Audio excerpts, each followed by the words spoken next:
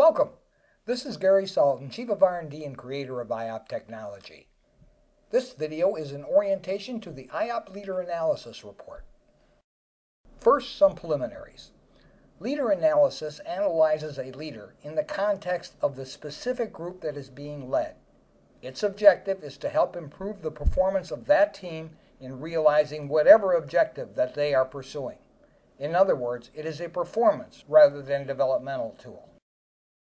To accomplish its performance improvement objective, the report measures the leader relative to the group as well as relative to the individuals who make up that group. This makes some sense.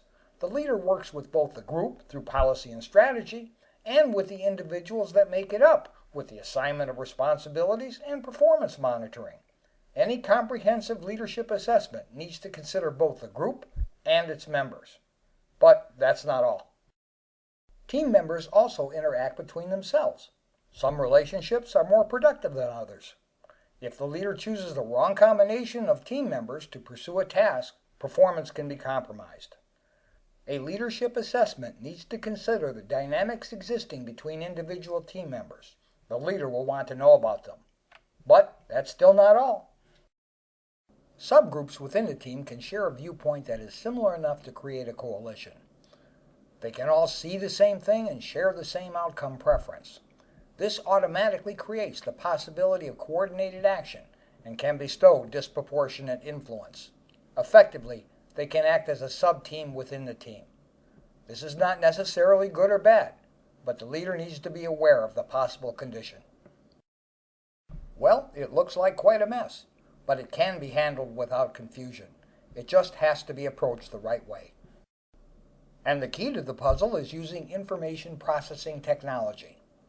If you are interested in looking deeper into this underlying process, go to IOP Styles and Patterns in the Coffee Break Video section of IOP.com. For now, we'll just focus on applying the technology. So, let's start with the report cover. The yellow symbol on the cover is the leader's profile. The crosshair is meant to suggest that the report is focused on the interest of that leader. The entire report is written in ordinary business English. It can be understood by anyone. The first page is an executive summary. It leaves out a lot of information, but for those who only want an orientation, this page will satisfy their needs. Detailed comments follow the executive summary. These comments are divided into sections. The first section is a sketch of the opportunities and exposures built into the leader's strategic style. It considers the leader in the abstract. It does not try to relate the leader to the team. The second section looks at leader-team member relationships, one paragraph for each team member. Within this section, the team members are grouped into categories based on their degree of affinity with the leader. The section includes an assessment of the challenges and opportunities each of these affinity categories offers the leader. The third section of the report looks at the leader relative to the team as a whole. It examines the various dimensions of the relationship and concludes with an overall summary of opportunities and exposures. The final section looks at the relationship of team members to each other. The nature of the relationship as well as its implications are covered. The section also addresses any potential coalitions that may be suggested by the analysis. Now, some people do not readily accept analysis, assessment, and recommendations on faith. They want to see how the judgments are arrived at. That's the purpose of the next section of the report. People don't have to take things on faith. They can look at the data itself. The first graphic in this section compares the leader to the general population. This is used to inform the first section of the textual report that we have just covered. It gives an assessment of how the average person will see the leader. This will become part of the leader's general reputation. The next two graphics are among the most popular in the report. We call them pinwheels. They show the relationship of the leader to each team member. In analytical terms, they are used to inform the interpersonal relationship segment of the analysis. The first pinwheel shows what the team member contributes to the leader's perspective. It does this by overlaying the leader and team member profiles. On this first graph, the leader's profile is on top. The yellow profile is the leader's, the red is that of the team member. The red portion sticking out from under the leader's profile is the added perspective contributed by the team member to the leader's view. The next pinwheel reverses the process. Now the team member's profile is on the top. The yellow portion sticking out from under the team member's profile is what the leader contributes to the team member's perspective. Together, these two pinwheels drive home the fact that both parties, leader and team member, have something to contribute to each other, if they look at the relationship positively. There's another aspect of the pinwheel. The color of the arrow shows the overall structural compatibility, in an information processing sense, between a leader and team member. A green arrow indicates a high level of structural similarity. A blue arrow indicates a moderate level of similarity. These people see things somewhat differently, but are enough alike to be able to see the merit of each other's position. A red arrow shows a low level of similarity. Communication and synergistic action become difficult. Different assumptions, different risk profiles, and different goals are just a few of the things that can cause problems. A dashed red arrow is a challenging level of structural compatibility. The usual way of handling this is division of labor. Each party focuses on the element of the task that best suits their strategy.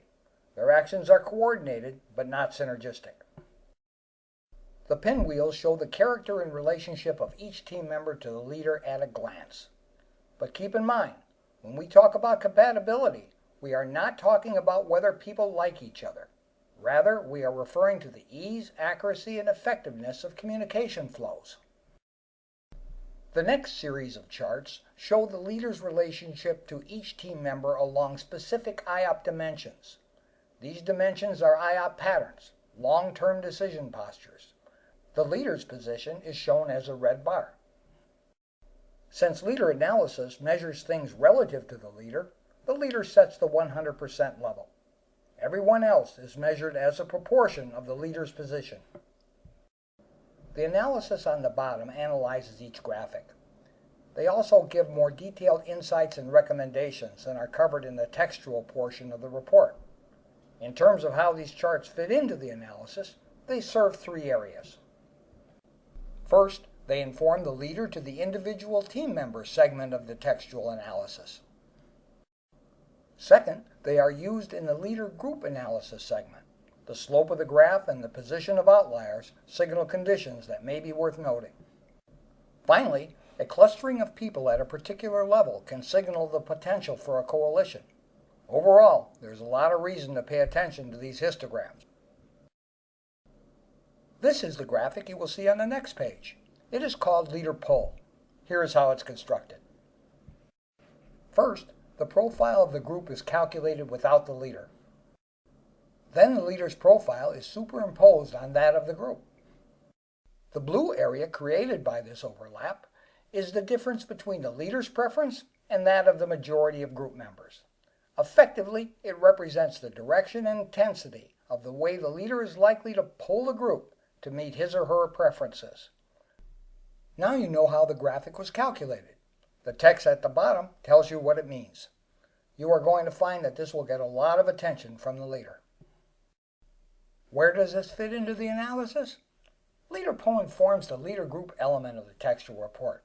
However, equally important is that it gives the leader a quick picture of the challenges and opportunities he or she confronts. The next graphic shows how the team fits into other teams that the participants might have had experience with. As usual, there's an explanation on the bottom that interprets the graphic. There's no need to understand how the graphic works to get benefit from it. However, here is how it is constructed if you are interested. Each line is a particular size of group. In this case, it's a 10-person team. Each dot on that line is the structural compatibility score of one or more teams drawn from a large sample. The single line that best fits the entire distribution of teams in the sample is shown in red. It more or less represents the going-in expectation of a person who does not know the team or any of the team members. The yellow dot represents the overall structural compatibility for this particular team. In this case, the team will experience a lower level of structural compatibility than the team members might have expected from their past experience with other teams. The top graph is for majority compatibility, the bottom is for consensus. Since our judgments tend to be based on past experience, these graphics tell us how team members are likely to judge this team.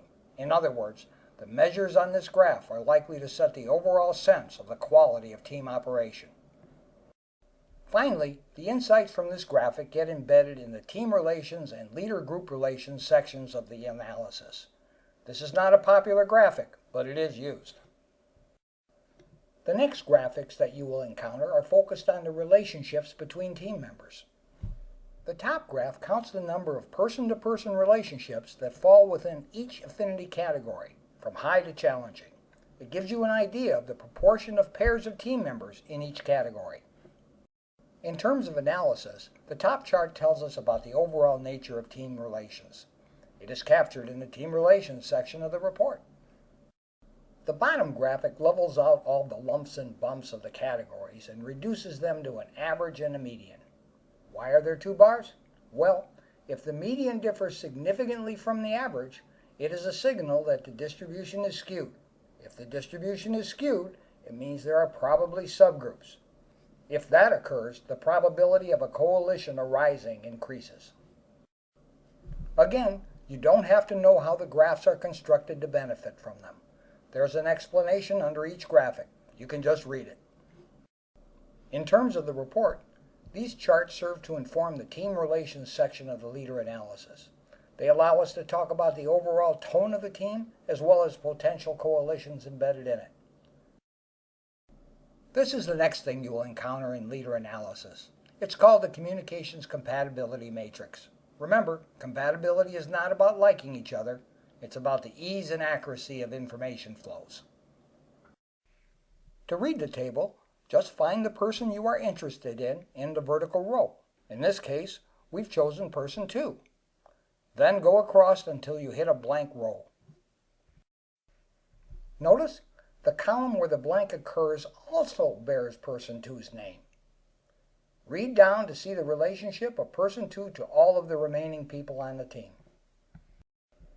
On the bottom of the column, you will find the average compatibility of person 2 to all of the other team members. Oh, the red highlights. They signal people who have a challenging relationship with each other. These are not necessarily bad pairings. Together, these people can bring the broadest possible view of an issue, but at the cost of communication difficulty. The leader is likely to want to know about these. If an assignment involves synergy, the leader may want to invest a little time in smoothing the relationship between these people right from the start. Now this is how the table actually looks in the report. As you can see, there's text under the table that explains and interprets it. The matrix informs both the leader-group relations and team relations sections of the analysis. Experience has shown that this table gets a lot of attention in a debriefing. It's worth investing a little time in understanding how it works. You will next encounter a supplemental section. The graphics in this section are useful, but only in selected situations. The first graph looks at each team member's structural compatibility relative to the average of the group. In this case, the leader will be a little under this average. Here is how the graph is constructed. An average of all team members' structural compatibility is calculated. Here it is 39.6%, about the middle of the medium range. The leader's average compatibility is 34%, or 14.1% below the average for all group members. The 14.1% is what is plotted in the graph. And here is what the graph will look like in your report. There's no need to struggle with analysis. As usual, the text under the graphic interprets its meaning. When the graphic produces something of interest, the report will note it in the team relationships section of the analysis. The team size graphic is what you will see next in the report. It compares the size of the team with a large sample of other teams that have been analyzed using IOP technology. Once again, the graphic is interpreted in the text that appears under the graph. If anything significant is revealed by the graphic, it will be noted in the Team Relationships section of the analysis. This is the last graphic in the package. It offers a quick way of identifying people in subgroups who get along with a particular subset of team members better than they do with others. Like always, the text below the graph interprets its meaning. Experience has shown that this graphic rarely generates textual comment, but it can. When it does, the comment will typically appear in the Team Relationships segment of the analysis. As you have seen, Leader Analysis is a comprehensive document. For experienced senior executives, you might want to cull the report for those items that are relevant to their particular situation. Their time is valuable, and you don't want to waste it. For scientists, engineers, information processing professionals, and others who demand to know why, you can include the graphics that explain how the judgments were reached. Experience has shown that these more rigorous disciplines readily buy into the analysis, once it is shown that it is founded on hard data. Administrative, non-technical, and other similar kinds of staffs might effectively be addressed by focusing on those graphics that convey key points of exposure and opportunity. Using these as a means of encouraging discussion and elaboration can help drive home the major points that you want to make. Finally, operating people can be reached by focusing on key items in the analysis. Having them fill it in using their personal experience can make the opportunities and exposures both relevant and memorable. In total, Leader Analysis has been designed to allow you to mix and match its content to exactly meet your needs, whatever they might be. Finally, Leader Analysis is a flexible delivery vehicle. You can extract the charts and text for use as presentation material for stand-up debriefings, or you can use the report in its original form for an in-depth one-on-one debriefing with an executive, or you can divide it into pieces and use it as a foil for working session discussions with an involved team. In all of these formats, you sit on the same side of the table as the people who are receiving it. You did not write the report, so you do not have to defend it. Since you are on the line, you know many more things than did the computer that generated the report. You can add your ideas and insights without concern of self-contradiction. Well, we're done. Thank you for viewing this video. If you want more information on IOP, you can go to our websites at iop.com or oeinstitute.org.